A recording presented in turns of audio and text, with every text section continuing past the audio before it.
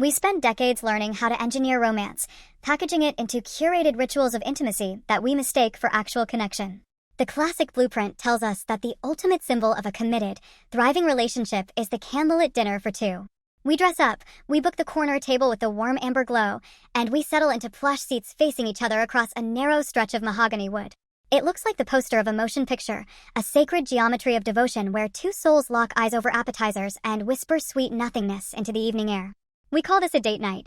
We call this keeping the spark alive. But behind the polished veneer of this romantic dogma lies a quiet, suffocating reality that nobody dares to speak aloud.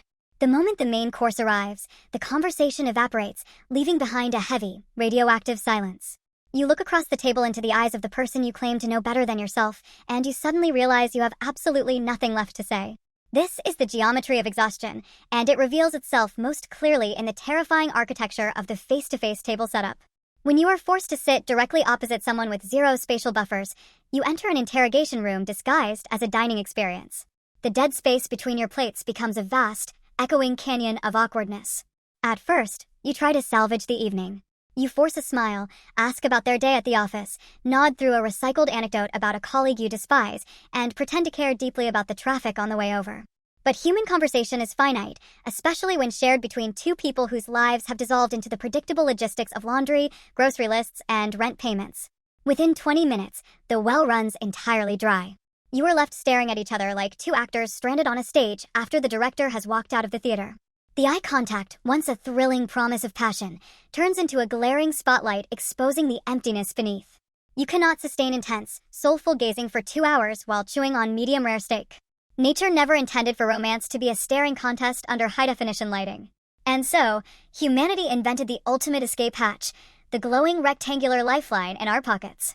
With a subtle, practiced slide, the smartphone emerges from the dark abyss of a handbag or the tight crease of a blazer. You check notifications that do not exist. You scroll through social media feeds populated by strangers eating better food than you. You refresh email inboxes to see if a work emergency has mercifully rescued you from your own romance. It feels like a private rebellion, a harmless distraction, but it is actually a white flag of surrender. You would rather consume the algorithmic vomit of a billion strangers on a screen than endure the crushing weight of silence with the person sitting inches away from you. The phone becomes a physical shield, a bulletproof vest against intimacy. You are physically present in the most expensive restaurant in town, yet mentally orbiting in a completely different dimension. The tragic irony is staggering. You sat down face to face to feel closer, but the setup drove you so far apart that you had to retreat into glass and silicon just to breathe. We cling to the illusion that proximity equals connection, believing that if we just stare hard enough at each other's faces, love will magically regenerate itself. But true intimacy doesn't thrive under a magnifying glass. It breathes best side by side. Think about the moments when you actually felt close to someone in recent memory. It wasn't when you were locked in a locked-eye stare across a white cloth table.